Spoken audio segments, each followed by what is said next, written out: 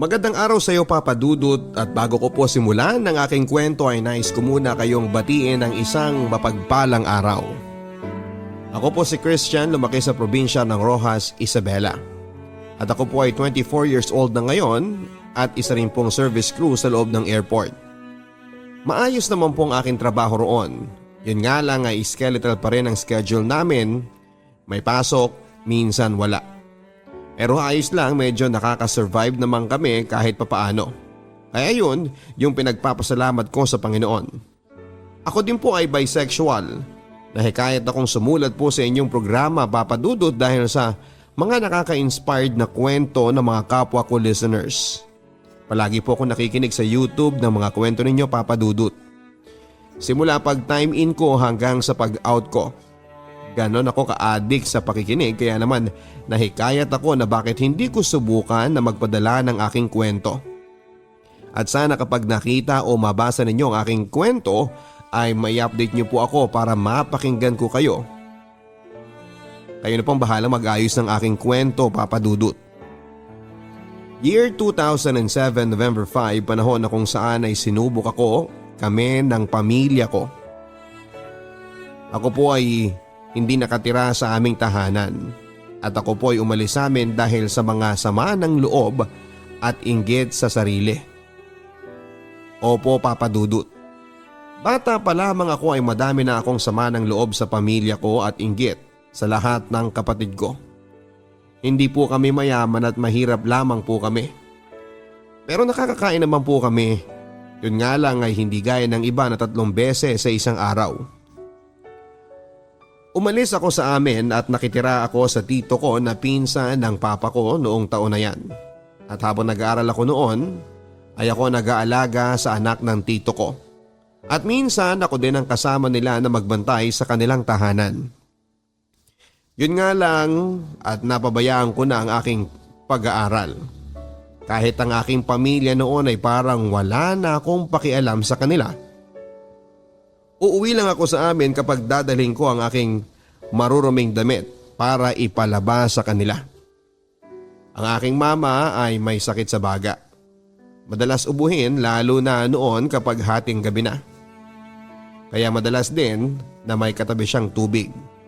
Para kapag inuubos siya ay umiinom ito ng tubig at minsan ay nagiging hawahan naman siya. At nung araw nga na wala na nga ako sa amin, ay wala akong kaalam-alam na itatakbo na pala siya sa ospital ng ilang beses. Saka ko nalang nalaman yon nung araw na nag-uuwi ako ng madumi kong damit. Andun ang aking lola, kinausap niya ako nung araw na yon upang pabalikin sa aming bahay at ang aking mama naman na siyang nakahiga at nagpapagaling ay naiiyak na lang habang sinusulyapan ako. Pero ako bata pa lamang ako. At hindi ko sila pinakinggan at umalis pa rin ako.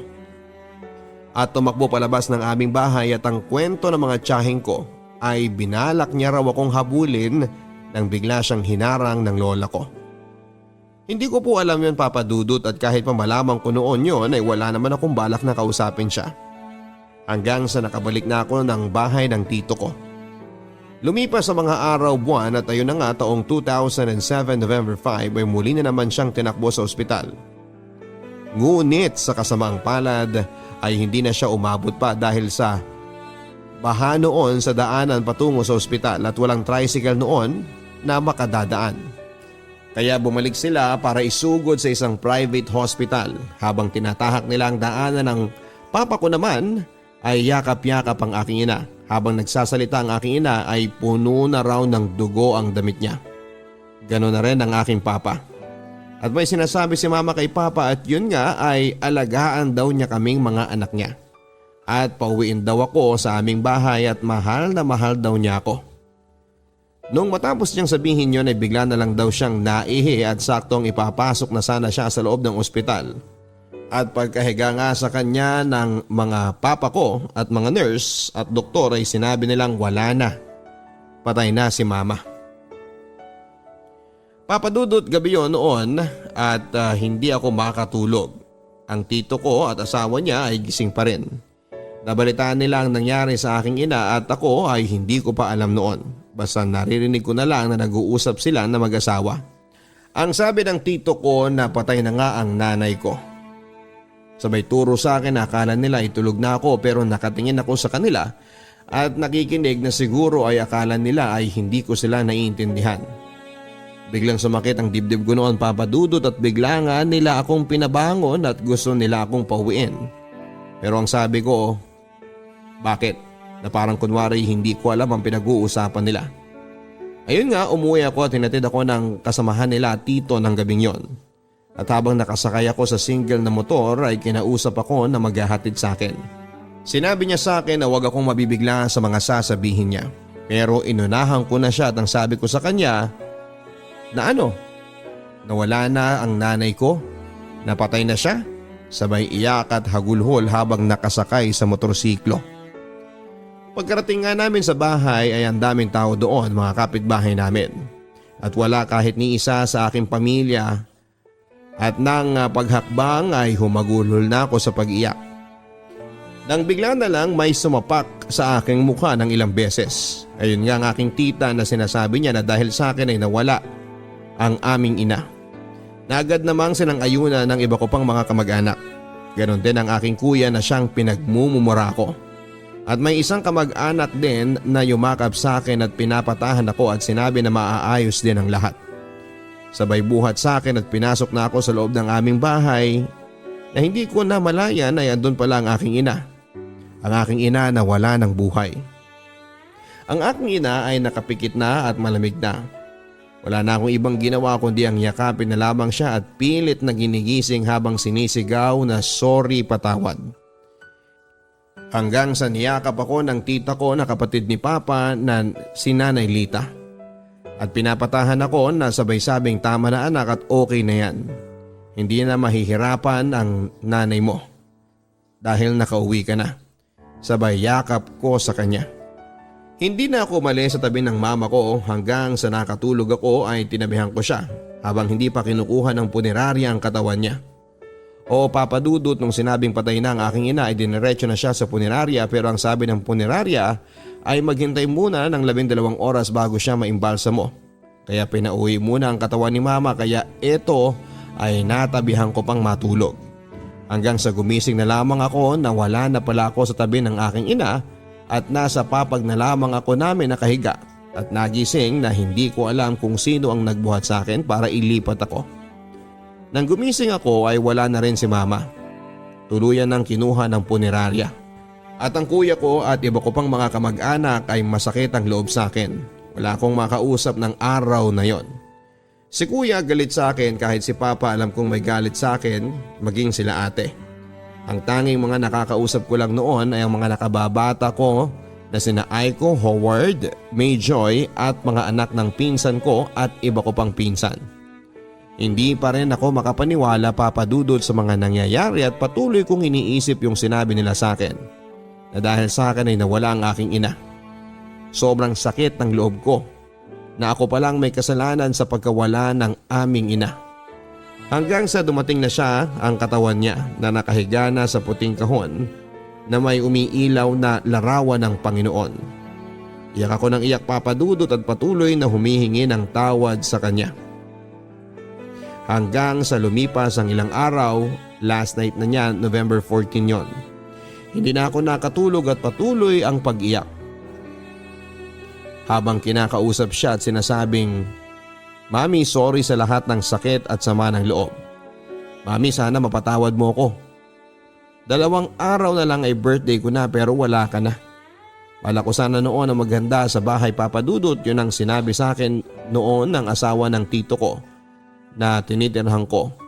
Sabi nila sa akin ay maghahanda ako sa bahay namin.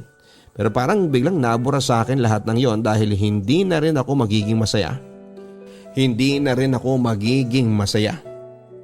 November 15, 2007, siyang araw nang ililibing na si Mama.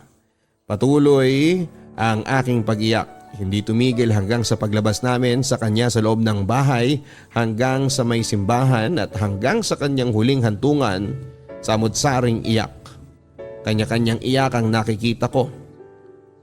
Si Papa, si Kuya, mga ate ko at ang 2 ko pang kapatid na sumunod sa akin at ang mas lalo kong napansin ng araw na yon ay ang bunso kong kapatid na si Elvin na sobrang iyak niya habang bitbit ng aking ama. Hanggang sa napaiyak na lamang ako ng malakas at ng hina. Hanggang sa ipinasok na ang aking ina sa kanyang nicho, yun ang pinakahuling sulyap namin sa kanya. Nakauwi na kami at sobrang lungkot. Wala kang makikitang ngiti sa kanilang labi. At halos lahat ng tita ko, kuya, ate, papa, maging ang iba ko pang mga kamag-anak ay mugto na ang mga mata at pagod. Ako naman ay patuloy na umiiyak at iniisip siya at hinihiling na sana'y magpakita siya at magparamdam sa akin para masabi na mami, bukas lang birthday ko, maghahanda si Auntie Alona. Hindi ba yun ang sabi mo nung buhay ka pa? Kinabukasan ng birthday ko na binati ako ng lola ko sa bayakap at iyak. Siya lang ang nakaalalang bumati sa akin. Ang mga kapatid ko wala kahit si papa ay hindi nila ako binati. Dumating si Auntie Alona, madaming dalang sopas, pansit, manok at isang sakong bigas. Ang sabi niya sa akin na heto na yung mga panghanda mo, sabay ngiti. Pero ako wala akong ginawa at hindi ko man lang pinasalamatan dahil biglang tumulo ang aking luha. Sabay akyat sa taas ng aming higaan. Hindi na ako bumaba pa dahil sobrang sakit ng loob ko. Nawala na ang aking ina, wala na siya dahil sa akin ay wala na siya. At hindi na niya matitikman ang ihahanda nila kaya wala nang saysayang lahat. Mabilis lumipas ang panahon at sa bahay na ako nakatira. Kung paano ang trato sa akin noong medyo bata pa ako ay ganun pa rin simula noong nag-grade 6 ako at first year. Si papa na madalas akong ilagay sa sako, si kuya na palagi niya akong sinusuntok at inaaway. Kapag hindi ako nakakapagpalingas ng apoy at makapagsaing ng kanin samantalang siya ay wala namang ginagawa.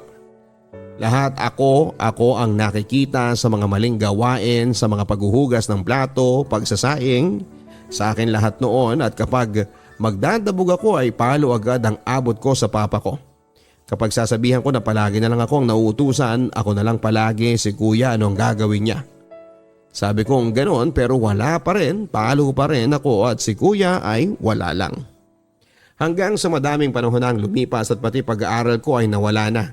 Hindi ko na naipagpatuloy pa.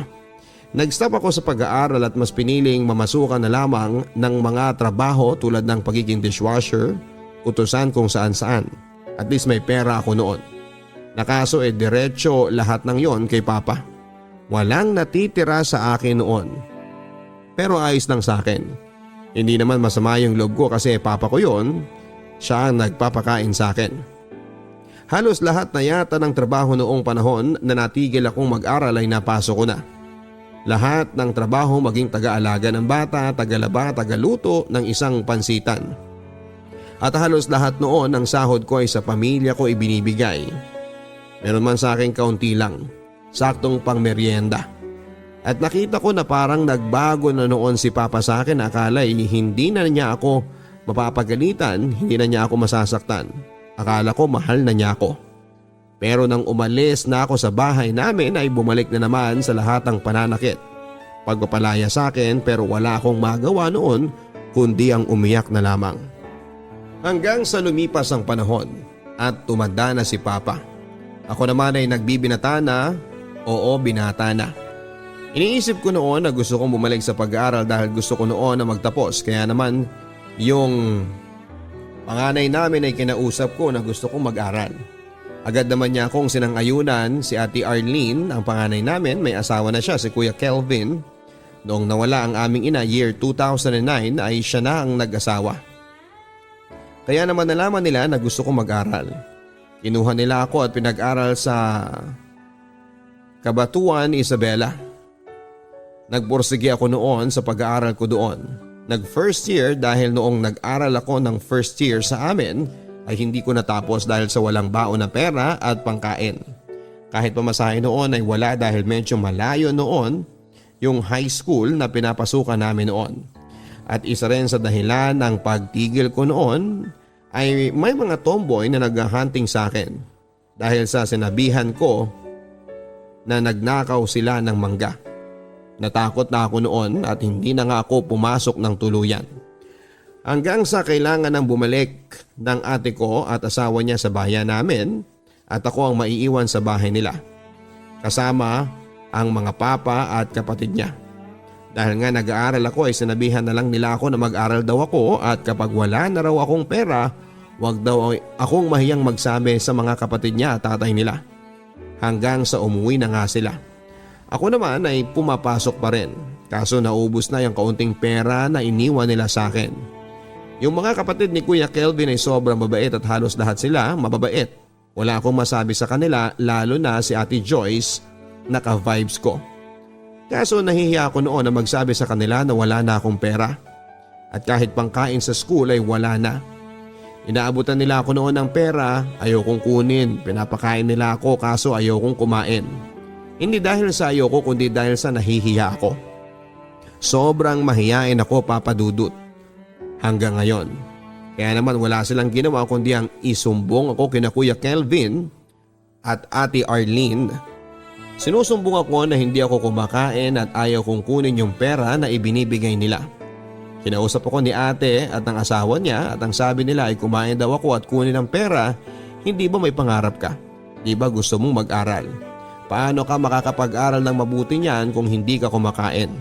At hindi mo kinukuha yung perang inaabot nila, sabi ng bayaw ko. Sobrang bait ng asawa ng ate ko, ganon din ang pamilya niya. Sobrang bait nila sa akin.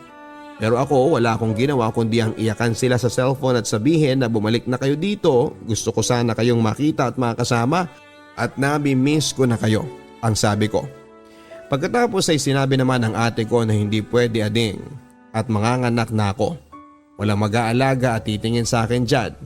Walang may alam ng pwede at hindi pwede kong kainin, buti rito sa atin nandito sina Mama Deling kasama ko sila Nanay Lita. Ang sabi niya, sabi ko naman, ayoko. Gusto ko kayong makasama at gusto kong dito lang. Sabi kong nagpupumilit at sabay sabi naman ni Kuya na kung gusto mo ay dito ko na lang i-transfer. Kahit alam nilang ayoko mag-aral sa bayan namin. Kaya sabi ko, ayoko dito na lang ako. Hanggang sa ilang araw lang ay tinawag na naman nila na hindi na naman ako kumakain kapag inaaya ako ng mga kapatid ng bayaw ko.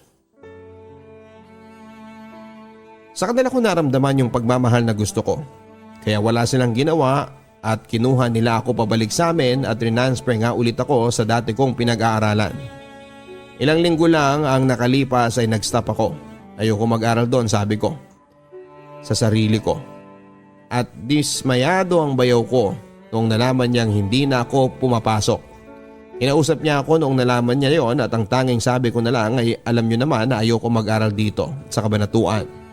Hihinto na lang ako kuya, sabi ko at ang huling sabi niya sa akin ay sayang ang opportunity Christian. Sinasayang mo lang, 15 years old ka na at alam kong may pangarap ka sa buhay mo, sa pamilya mo. At kahit ano pang tingin ng papa mo sa iyo at galit niya sa iyo, alam kong mahal mo siya. At may pangarap ka sa buhay, sabi niya kaya natikom na lamang ako at tinalikuran ng aking bayaw. Tama naman siya Papa Dudut, mahal na mahal ko ang aking ama kahit paano ang trato niya sa akin. Kahit na madalas ay saktan niya ako ay mahal ko si Papa at ang aking pamilya. Nahinto ako sa pag-aaral dahil sa desisyon ko na hindi ko alam Papa Dudut noong nilipat ako ng paaralan sa amin ay nawala na ako ng gana sa pag-aaral. Pangarap ko pa naman maging guro Papa Dudut, ang tita ko ang inspirasyon ko. Isang guro si Tita Conchita dahil kapatid siya ng aking ina. Pero wala na. Nawala ang lahat ng yon Papa Dudut dahil tumigil na ako sa pag-aaral. Akala ko'y hindi na ako makapagtatapos ng high school. Hindi ko pa natatapos ang first year ay biglang nag-K-12 na. Wala na. Huli na ang sabi ko. At tuluyan na nga akong hindi nag-aral dahil sa hiya at sa aking edad. Pero biglang may dumating na swerte, may kaibigan akong bakla na hinikayat ako na mag-aral muli. Pero hindi siya regular class na kagaya ng dati. Ito yung alternative learning system. Kaya naman nag-aral ako noon. 2018 ay nakapasa naman ako. Year 2019 ay nakapagmarcha ako at nakaakyat ako ng stage kasama ang ate ko. Si ate yung panganay namin. Siyang isinama ko na maglagay ng ribbon na nagpapatunay na ako ay nakapagtapos ng sekundarya sa edad na 22. Proud na proud ako sa sarili ko. Iniisip ko noon na kung mag-aaral pa ba ako o magtatrabaho na lamang. Gusto ko mag-aral noon kaya naman kinausap ko ang tita ko na teacher at nakiusap ako na gusto ko mag-aral. At education ang gusto kong kunin, sabi ko sa kanya. Sabi naman niya, di ba private school ka lang pwedeng mag-aral? Ang sabi niya, opo tita, sabi ko. Tapos sabi, anak gustuhin ko man itong dalawang pinsan mo malalaki na si John, graduate na ng grade 12 at magka-college na rin. At si Joy naman ay grade 11 na anak. Pasensya ka na ha, ang sabi niya sa akin. Kaya sabi, ano ba tita, ayos lang sa akin tita, walang problema yon. Sagot ko. Wala naman talagang problema sa sinasabi ng tita ko kasi may anak siya na malapit na rin mag-college. Ang sabi pa niya na hindi ba pwede naman sa public school ka mag-aral? Libre pa, sabi niya. Sabi ko, opo tita, kaso sa amin na nakapasa sa ALS, IT lang ang pwede namin kunin. Ang sabi pa niya, o di mag-IT ka na lang. Sabi niya, at least makapag-aaral ka at makapagtatapos, ang sabi niya. At huling sabi ko na lang sa kanya ay ayoko tita. Hindi ko gusto yung tita at wala po akong hilig sa computer, ang sabi ko. Yun na lang ang huli kong sabi sa kanya. Hanggang sa nag-decide na lamang ako magtrabaho papadudot at dahil sa kagustuhan kong masubukang tumapak sa Maynila ay nag-research ako online. Sumali ako sa job hiring group ng Manila at nag-post ako doon at naghanap ako ng trabaho. I am from Rojas Isabela, willing to go as soon as possible lang sabi ko sa post. At agad naman ang daming nag-comment sa akin ng kung ano-anong work na inoffer. At meron ding mga ibang mga nag-message sa akin at pumukaw ng pansin ko sa akin ang isang message na nag-o-offer ng work. Si Alain Paragas. Chinat ko siya, nagka-chatang kaming dalawa at hanggang sa magka-mabutihan kaming dalawa. Kinuha niya ako sa NCR, pinadalhan ng pamasahe at agad naman akong bumiyahe. At nang makarating ako sa Cubao Terminal ay agad akong naghanap ng taxi dahil nga sa hindi ko pa alam ang kalakaran sa Maynila. Siningil ako ng taxi ng 450 pesos. Quezon Avenue lang ang pupuntahan ko sa may South Triangle Mother Ignacia Street. At pagkarating ko sa pupuntahan ko ay agad kong tinawagan si Alain na malapit na ako sa office nila. Doon kami magkikita at doon na lang din daw kami magpalipas ng umaga. Pagkakita namin sa isa't isa ay agad kaming nagbatian papadudot. At sa elevator ay bigla niya akong hinalikan at nabigla ako papadudot.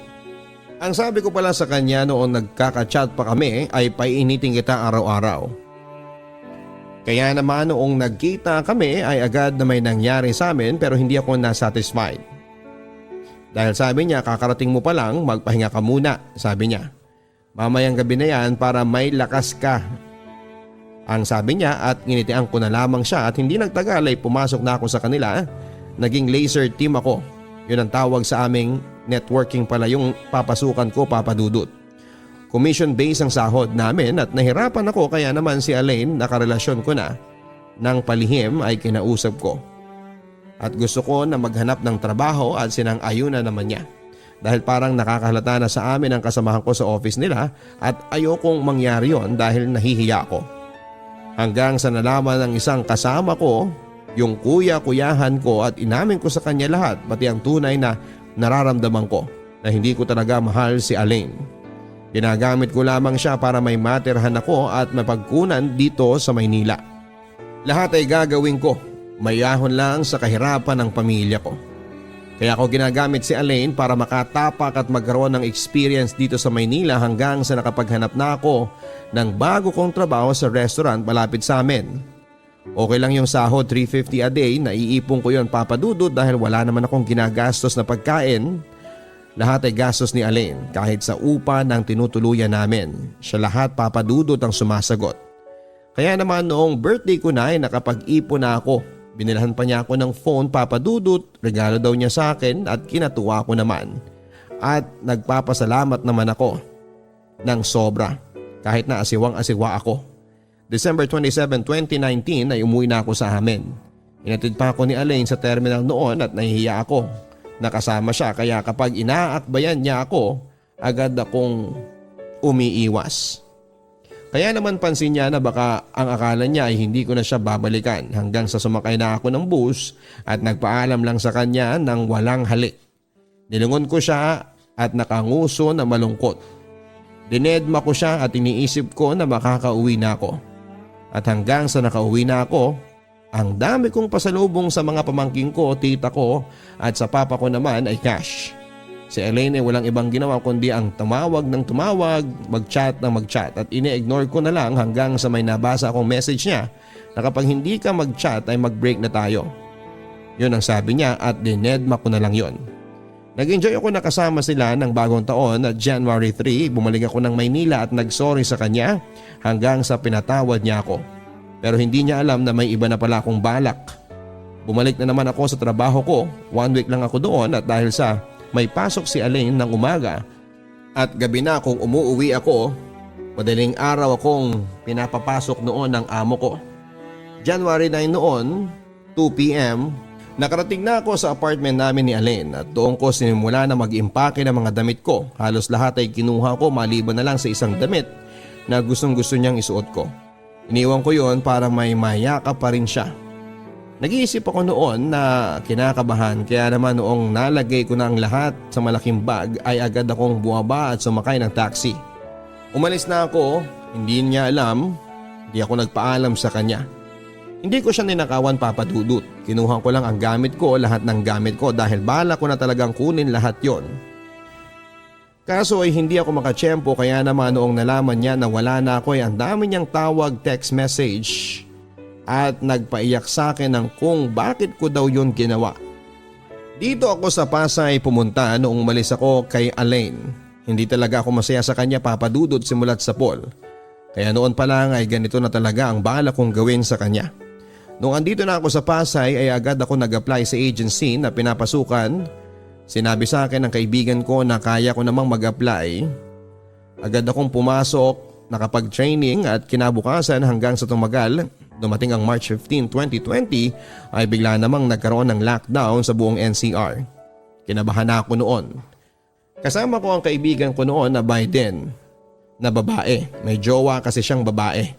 Kaya kahit papaano ay nakatulong sila sa akin para makatipid. Pero dahil sa mabisyo ako, mabilis na ubos ang pera ko na kung saan yung kinainisang kong tita simula noon, yung nagpamuka sa akin na ako yung naging dahilan daw ng pagkawala ng aking ina ay siya din pala ang makakatulong sa akin financially.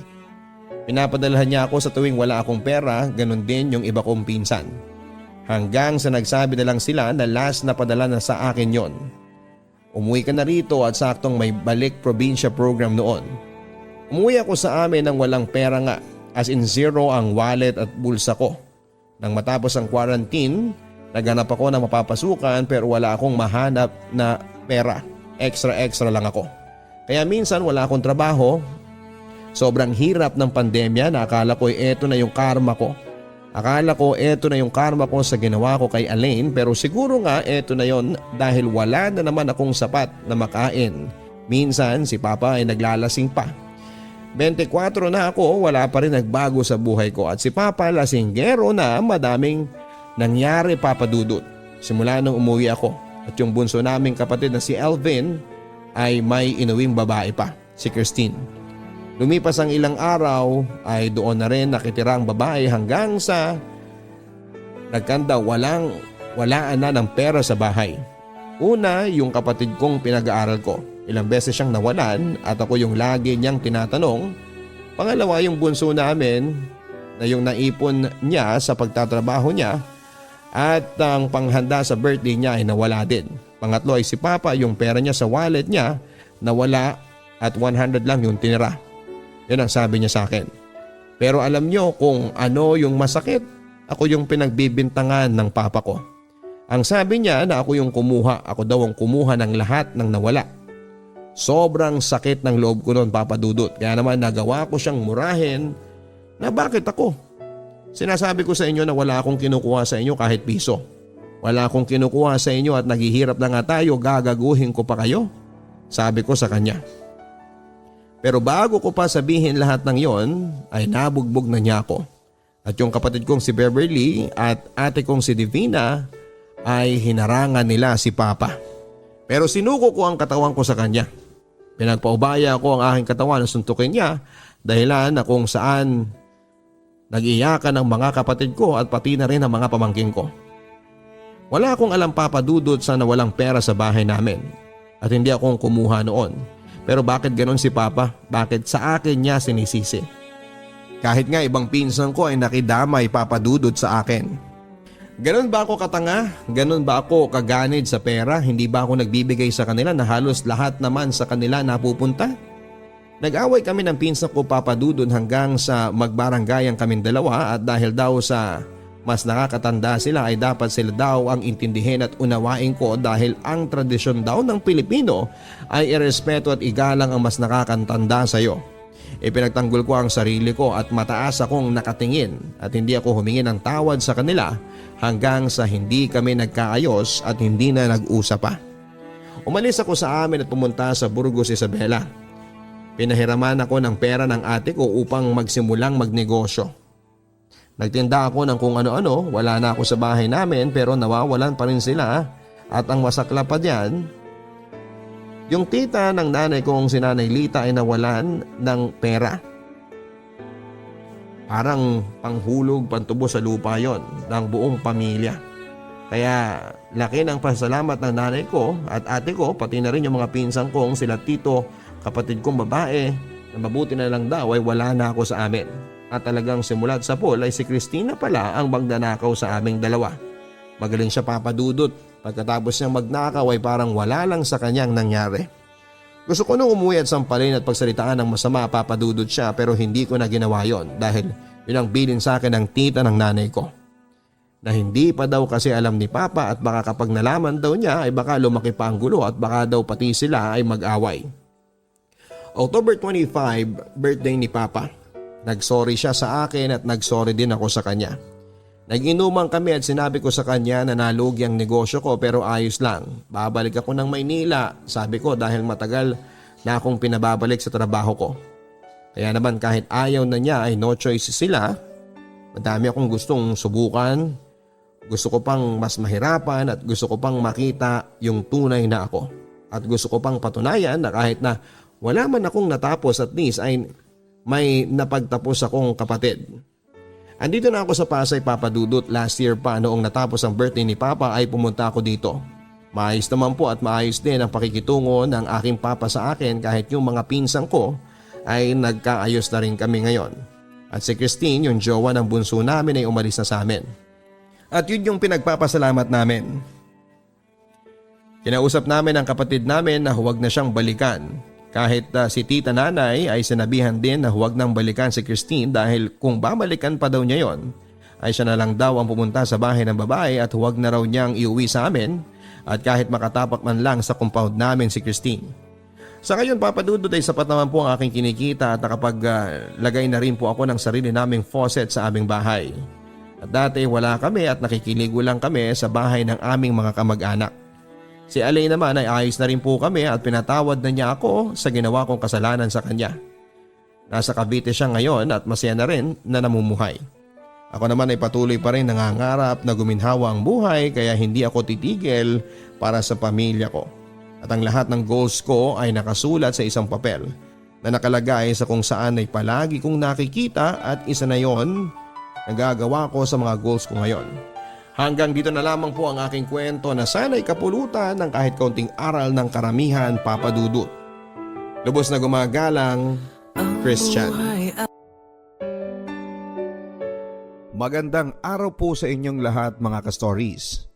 Bago tayo magsimula, huwag kalimutang mag-post ng inyong comments, mag-share, mag-like, mag-subscribe at pindutin ang bell notification para maging updated po kayo sa mga bagong post ni Papa Dudut.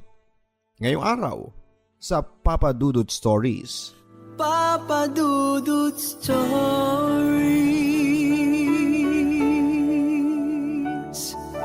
Ang sabi nila sa lumang kasabihan, kapag may alak, may balak. Natatawa ako noon kapag naririnig ang kasabihang ito.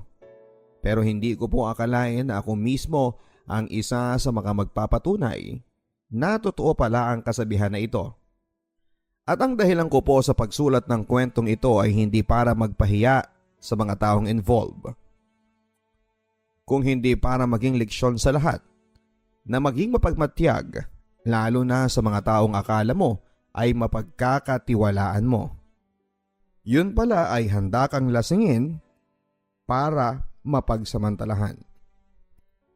Dear Papa Dudut, tawagin niyo po ako sa pangalan na Ramboy. 28 years old at kasalukuyang nagtatrabaho bilang SG sa isang malaking subdivision dito sa Quezon City. Hindi ko na naman po babanggitin bilang proteksyon sa mga taong naging involved sa istorya ko. Marami ang nagsasabi na magandang lalaki daw ako. Yun nga lang ay kulang daw po ako sa vitamins. Isang pirma na lang daw kasi ng bulate ay pwede na akong ilibing. Hindi ko alam Papa Dudut pero sadya pong hirap akong magkalaman at ever since na ipinanganak po kasi ako ay patpati na ako. Pero bagamat payatot ay malakas naman po ang karisma ko.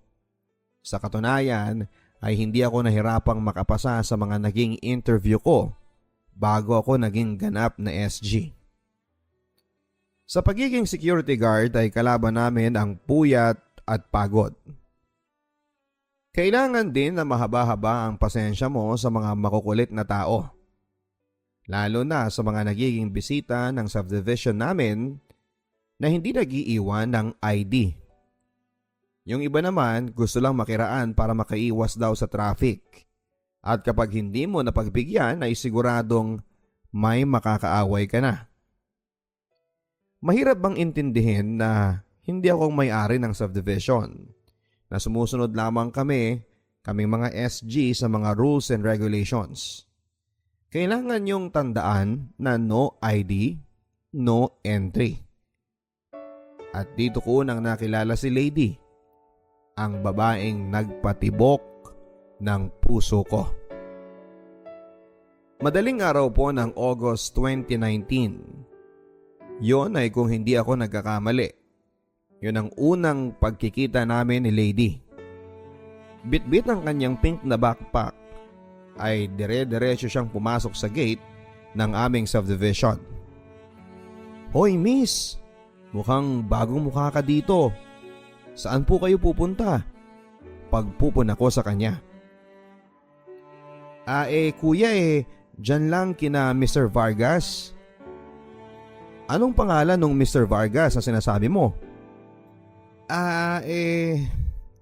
Hindi ko kasi kilala eh.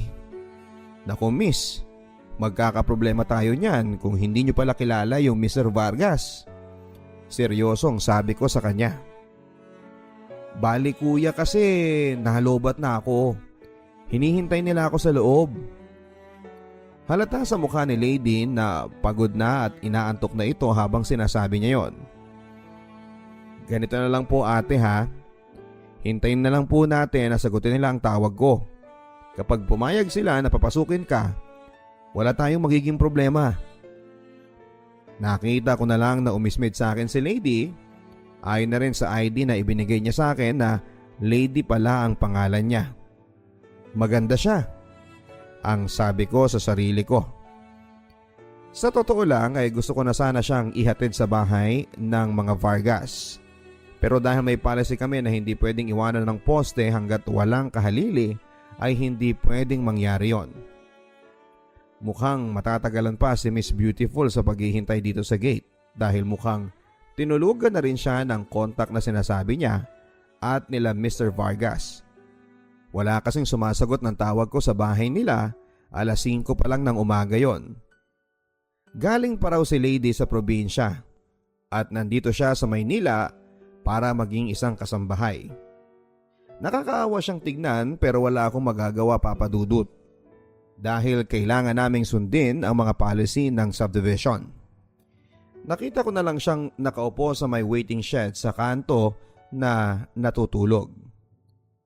Inabot pa ng alas 7 ng umaga bago ko natanggap ang go signal na may inaabangang lady sina Mr. Vargas.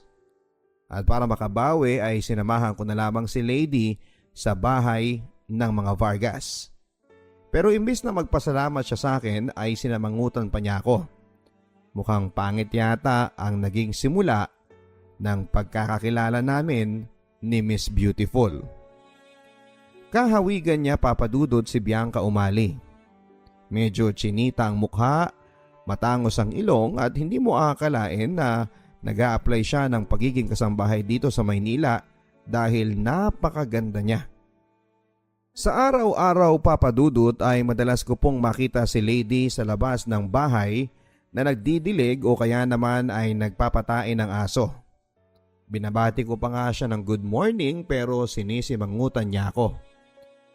Hay, paano ko kaya magagawang makabawi sa kanya para hindi na niya ako sungitan? Tanong ko sa sarili ko na sinagot naman ng langit. 2 linggo matapos ng aming malagim na pagkakakilala ay napapansin ko ang madalas na paglabas ni Lady sa may guardhouse para sunduin ang mga delivery boy ng Lazada o kung minsan ay rider ng Shopee. Kapag tinatanong ko naman ang nagde-deliver ay sinasabi daw ni Lady na sa gate na lang niya kukunin ang order niya. Bagay na labis kong pinagtataka. Samantalang pwede naman itong dumirekta na sa bahay ng mga Vargas at doon na lamang ni Lady abangan. Miss Beautiful, bakit mo ba pinapahirapan ang sarili mo na lakarin mula sa bahay ng mga Vargas hanggang dito sa gate? Pwede namang papasukin na lang, hindi ba? Nagtatakang tanong ko sa kanya. Basta, irritableng sabi nito. Gusto mo ako na lang ang maghatid sa'yo ng mga pinapadeliver mo? Ha? Talaga? Pwede ba yon? Hindi ba bawal kayong umalis dito sa poste ninyo? Pwede naman yon basta out na kami. Saka ako dadalhin sa inyo. Magdo-doorbell na lang ako sa bahay ng mga Vargas. Kasi kuya, yun na nga ang problema Kapag nag-doorbell ka at ako ang hinahanap mo, magagalit si kuya. Sa umaga lang kasi ang tulog niya. Dahil alam mo na, puyat sa trabaho. Madalas kasi magte-text yung mga rider kung kailan nakapag-doorbell na sila. Ganun ba? Sige ganito, sa akin mo na lang ipangalan yung mga order mo. Basta iwan mo din sa akin yung pambayad ha. Tapos ako na magbibigay sa'yo. Pero kailangan ibigay mo sa akin yung number mo para mai-text kita. Paliwanag ko naman kay Lady. Game ako dyan. Eto nga palang number ko. And ano nga palang pangalan mo kuya? Kuya? Pwede bang Ramboy na lang? Para namang sinasabi mong wala na akong pag-asa sa'yo kung kuya ang tawag mo sa akin. Natatawang hirit ko pa sa kanya. Pero sa pagkakataong ito ay nakalusot na yung joke ko kay Lady. Dahil napatawa ko siya ng malakas. Mula nga noon papadudot ay naging close na kaming dalawa ni Lady. Bukod kasi sa pagiging guard ay naging personal delivery boy na rin niya ako. At madalas na rin kaming nagkaka-text ni Lady. Hindi lang tungkol sa mga paparating niyang mga delivery kundi tungkol na rin sa mga personal na bagay tungkol sa kanya at sa akin ang pinag-uusapan namin. Nalaman ko papadudot na 2 beses na siyang nagka-boyfriend. Madalas daw kasi niyang nahuhuli na may ibang babae ang mga nagiging jowa niya. Kaya nga mula noon ay pinangako ko sa sarili ko na seseryosohin ko si Lady. Sakali mang sagutin niya ang panliligaw ko. Opo papadudot. Sinabay ko sa pagde-deliver ng mga order niya sa Lazada at Shopee ang panliligaw ko. At madalas ay doon na rin nga ako nag-o-order ng mga ipangririgalo ko sa kanya. Kilig na kilig naman siya kapag niriregaluhan ko ng mga sabon na pampaputi ng kung ano-anong parte ng katawan.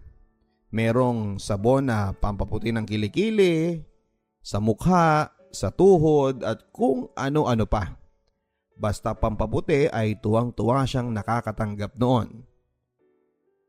October 2019, day off naming pareho ay napagkasunduan naming lumabas para manood ng sine sa SM. Kilig na kilig pa nga siya sa napanood naming pelikula. Sana daw ay katulad ng bida ay magka-boyfriend siya na handa siyang tanggapin maging sino man siya. Sabay tingin sa akin. Ako naman ay patay mali siya, pero deep inside ay kinikilig din ako. Mukha kasing iba ang pahiwatig niya. After kumain ay nagaya si Lady na tumuloy muna kami sa boarding house ko. Nagkataon naman na wala akong kasama noon sa boarding house dahil pareho silang naka-duty sa ibang subdivision. Alas 7 na ng gabi, pagkababa ng jeep ay dumiretso muna kaming dalawa sa mini stop. Nakita kong kumuha siya ng mga crackers at ng 4 na in-can na Red Horse. Napaisip ako noon, marunong palang uminom si Lady. Pero hindi ko alam kung bakit ako natameme sa mga oras na yon. Hinayaan ko lang siyang kunin ang mga naisipan niyang bilhin. Nang nasa boarding house na kami ay sinabi niya na may dala daw siyang pangtulog. Nakapagpaalam na rin daw siya sa mga amo niya na bukas ng madaling araw pa ang balik niya dahil tutuloy siya sa bahay ng kapatid niya sa Novaliches. Si Lady na rin papadudot ang nagbukas ng beer noon. "Cheers tayo!" Sabi niya na nakangiti lang sa akin. Ang sarap malasing, hindi ba? Para kasing nakakalimutan mo ang problema mo. Malakas na pagkakasabi niya sabay tawa. Sa pagtingin ko naman sa beer na hawak niya ay mauubos na pala ito. Samantalang ako ay nakakakalahati pa lamang. Palibasa kasi ay mahina ako sa inuman. Tuloy-tuloy lang sa pag-inom si Lady noon. At nang halos maubos na namin ang beer ay dumaing na ito na nahihilo daw siya. Ihatid ko daw siya sa kama ko. Nang narinig ko yon ay nanlaki ang mga mata ko, papadudot. Hindi ako makapaniwala na gusto ni Lady na matulog sa kama ko. Ang ginawa ko ay inalalayan ko na lamang siya. "Sandali lang, Lady, ha. Babalik lang ako sa kusina para ligpitin yung mga kalat natin." Pagkatapos noon ay bumalik na ako sa kwarto. Nakita ko na nakapagpalit na rin si Lady ng pantulog niya. Nakasando lang siya at maiksing shorts. Kitang-kita ko ang mapuputi niyang legs. Sa sobrang hiya ko ay hindi ko magawang makatingin sa kanya. "Anong ginagawa mo dyan sa ibaba?" Naiinis na sabi niya. "Dito ka sa tabi ko. Hindi ako sanay na matulog na walang kahag eh. Meron din ako malaking teddy bear sa bed ko. At dahil wala ka namang bear dito, ikaw na lang." Nakangiting sabi niya. Akala ko noong una ay nagbibiro lamang siya. Pero siya na mismo ang humila sa akin papunta sa kama ko. Noon, papadudot, ay si Lady na mismo ang unang gumawa ng hakbang para may mangyari sa aming dalawa. Kitang-kita ko kung paano hinubad ang sando niya at halos lumuwa na ang mata ko sa mga pinakita niya. Pinahawakan din niya sa akin ang siopaw niya na halos malunod na ako. Sa isang iglap ay pinaramdam niya sa akin ang walang humpay na kaligayahan. Bagamat alam ko na hindi ako ang una sa kanya ay mas naramdaman ko naman ang pagkagusto ko kay Lady. Ibang-iba ang pakiramdam na makasiping siya noon. Noon ko lang naranasan yon sa buhay ko. At habang ginagawa namin yon ay sinasabi din niya sa akin na sinasagot na niya ako. Siya na raw ang GF ko. Ako naman ay walang humpay sa pagsasabi sa kanya ng I love you. Kinabukasan, papadudot, ay ako na rin mismo ang nagkatid sa kanya sa tapat ng gate ng bahay ng mga Vargas. Walang pagsidla ng ngiti ko noon. Iniyabang ko na rin sa mga kasamahan kong SG na kami na nga ni Lady. Pero syempre hindi ko muna ikinuwento sa kanila na may nangyari na sa amin. Ayaw ko namang isipin nila na easy to get si Lady. Kailangan ko ding protektahan ang image ng GF ko. Dumaan ang mga araw at linggo. Napapadalas na rin ang pagdalaw sa akin ni Lady sa guardhouse, lalo na sa tuwing nagdadala siya ng ulam na luto daw niya. Medyo may kaba sa akin. Baka makahalata kasi ang mga superior ko sa kung bakit lagi akong dinadalhan ng ulam ni Lady. Bawal kasi sa amin ng mga guard na makipagrelasyon sa mga kasambahay ng mga homeowners. Pero hindi naman po first time na may nangyaring naging GF ang security guard at ang mga tagaloob. Kasi marami na sa mga kasamahan kong SG ang may mga ginowang kasambahay. Nagtatakipan na lang kami ng mga kasamahan ko. At para mas maging safe, Papa Dudut, tulad ng ibang mga kasama ko, ay pinapupunta ko na lang si Lady sa boarding house. Total ay pareho naman kami ng schedule ng day off at isa pa ay may privacy din kami sa boarding house. Dahil kapag off namin ay duty yung dalawang kasama kong sina SG Roldan at SG McCoy. Mga hindi po nila tunay na pangalan. Hindi na po ako sa inyo magpapaka-ipokrito, Papa Dudut. At wala na rin po ako sa inyong itatago. Halos linggo-linggo po ay may nangyayari sa amin ni Lady. At tulad nga po ng sinabi ko sa inyo ay napakaganda niya. Kamukhang kamukha niya si Bianca Umali. Hot si Lady at mahilig din. Lalo na sa tuwing nakakainom siya, kahit isang bote lang ng beer ay nag-aaya na siya na may mangyari. Ako naman, 2 lagok lang ng beer ay umaayaw na ako. Kasi nga hindi naman ako sanay at nabablackout din ako kapag nalalasing. January 5, 2020. Araw na pinaka-hindi ko makakalimutan.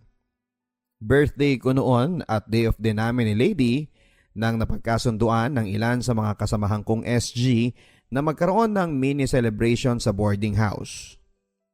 Ginawa ng paraan ng mga kasamahan kong SG na lumiban muna sa trabaho nila para daw mas makilala naman nila si Lady at makipag-celebrate ng birthday sa akin. Malakas ang tugtog sa radyo at bumabaha ng alak noon. Lahat ng mga kasamahan kong SG, si Lady at pati ako ay naglalasingan na. Nagsipag-uwian na rin ang iba ko pang mga kaibigan at tanging naiwan na lang sa drinking session ay ako, si Lady at 2 ko pang ka-roommates na kapwa SG sa ibang subdivision. Sina Roldan at si McCoy. Ang huling naaalala ko noon ay nagtatawanan lang kaming lahat, lalong-lalo na nang tinutokso nila ako kay Lady. Kung ano raw ba ang nagustuhan sa akin ni Lady samantalang patpatin daw ako. Tawa lang kami ng tawa noon, Papa Dudut, habang pinag-uusapan ang mga masasayang pangyayari sa buhay namin. Naikwento rin namin sa kanila kung paano kami unang nagkakilala ni Lady, na hindi namin nakalain na from haters ay magiging lovers pala kaming dalawa. Hanggang sa nagpaalam na si McCoy na maglalatag na raw siya sa sala para matulog. Hindi na raw kasi niya kayang pumanig pa sa itaas ng double deck. Ako naman ay nakipagkulitan na lamang kay Lady at nakikipagkwentuhan pa rin kay Roldan. Si Lady ang nag-aasikaso sa akin. Siya ang nagbibigay sa akin ng pulutang barbecue at siya din ang naglalagay ng beer sa baso ko. O, baka lasing ka na. Kaya mo ba mamaya? Tanong sa akin ni Lady, sabay haplos sa balikat ko. Oo naman. Ako pa ba? Nakangiting sabi ko. Nakakainggit ka naman, Ramboy. Sana all. Kampay. Tagay tayo, tagay. Pantutokso pa ni Roldan sa akin. Yun lang ang huli kong naaalalang eksena ng gabing yon. Tapos ay na-blackout na ako sa kalasingan at tulad nga ng sabi ko sa inyo kanina ay dahil po sa mahina ako sa alak ay nagiging blackout ako kapag sobrang lasing na. Kinabukasan ay nagising na lamang akong nakahiga sa malamig na sahig ng semento ng aming kusina. Nang pumanig ako ay gulat na gulat ako nang makita kong tulog na tulog sa kama ko si Roldan. Si McCoy naman ay nasa sala pa rin. Tulog na tulog at walang kamalay-malay dahil sa sobrang kalasingan. Maya-maya pa ay tumunog na ang cellphone ko. Isang text mula kay Lady yon. Huwag ko na raw siyang hanapin kasi nakauwi na raw siya kanina pang madaling araw. Baka daw kasi hanapin siya ng amo niya. Lumipas ang mga araw at buwan na ganun pa rin ang routine ko sa tuwing may ipapadeliver kay Lady. Sa akin pa rin niya pinapangalan yon. Yun nga lang this time ay wala na siyang iniiwang pambayad. Bagay na naiintindihan ko naman. Okay lang din sa akin yon kasi GF ko naman siya. Isang araw nagkataon na na-deploy si SG McCoy, isa sa mga ka-boardmate ko, sa subdivision na binabantayan ko. Maghapon kaming magkasama lang sa guardhouse. Pero may kakaiba sa kanya. Parang tahimik lang siya, Papa Dudut. Lalo na noong pinuntahan ako ni Lady para magdala ng hapunan. Nang makalis na si Lady ay saka nagsalita si McCoy.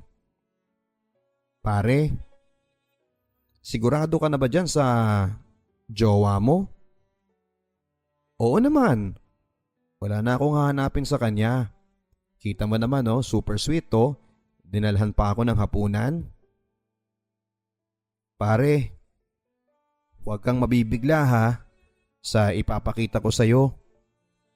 May skandal si Roldan at ang jowa mo. Halos habulin ko ang hininga ko, Papa Dudut, ng mga oras na yon sa sobrang pagkakabigla at sama ng loob. At matapos ko ngang makumpirma na si Lady nga at si Roldan ang nasa skandal, ay gusto kong sugurin na si Lady sa bahay ng mga Vargas. Pero pinigilan ako ni McCoy at pinaliwanag niya sa akin na hindi makakabuti kung magpapang-abot kami. Huwag ko daw sayangin ang buhay at trabaho ko nang dahil lamang sa isang walang kwentang babae.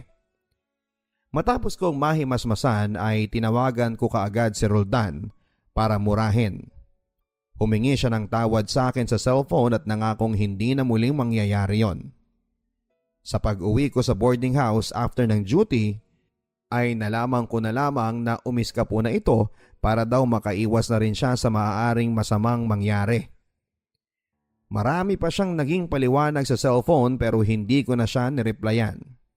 Si Lady naman ay nagmamakaawa din sa akin na patawarin ko siya. Kinabukasan, dapat ay pupuntahan niya ako sa guardhouse pero hindi na nangyari yon. Napag-alaman ko mula sa kasamahan niyang yaya na nagpaalam na raw si Lady sa mga boss nila sa hindi malinaw na kadahilanan. At dahil nga sa wala namang kontrata si Lady ay hindi na siya nagawang pigilan pa ng boss niya. Ako naman ay hindi ko na rin sinabi sa kanila na ako ang totoong dahilan kung bakit umiska po na rin si Lady sa bahay ng mga Vargas. Dahil sa takot siguro niya sa maaaring magawa ko kapag nagkita kami ng personal. Sa totoo lang, Papa Dudut, ay nasa matinong pag-iisip pa ako. Sa katunayan ay gusto ko ding protektahan si Lady sa skandalong nagawa niya. Nakiusap ako kay McCoy na burahin na niya ang sex scandal ni Roldan at ni Lady. Bagay na ginawa naman niya. Ayon kay McCoy ay nagulat din siya sa mga pangyayari. Matapos daw kasi niyang pumanik sa second floor para sana matulog na sa kama niya, ay nagulantang din siya nang makitang may ibang kasama si Lady. Ang buong akala pa nga niya noong una ay ako ang kasiping ni Lady. Pero laking gulat niya nang makita niya ako na natutulog sa kusina. Mahusay na naipaliwanag sa akin ni McCoy ang mga pwedeng consequences kung maghihiganti ako, Papa Dudut. Isa pa ay hindi ko din kayang saktan si Lady. Sa totoo lang, dahil aaminin ko po sa inyo, kahit pa nakita ko na ang scandal video nilang dalawa ni Roldan, ay mahal na mahal ko pa rin siya. Handa ko pa rin siyang patawarin kung babalik siya. Ang pagsulat ko pong ito ay hindi para ipahiya si Lady, kundi para ipaalam sa kanya na mahal ko pa rin siya, sa kabila ng lahat ng kasalanang nagawa niya. Kung nakikinig po siya ngayon, sana ay magawa niyang mag-reply sa mga text message ko. Ang inyong ka-stories, Ramboy ng Quezon City.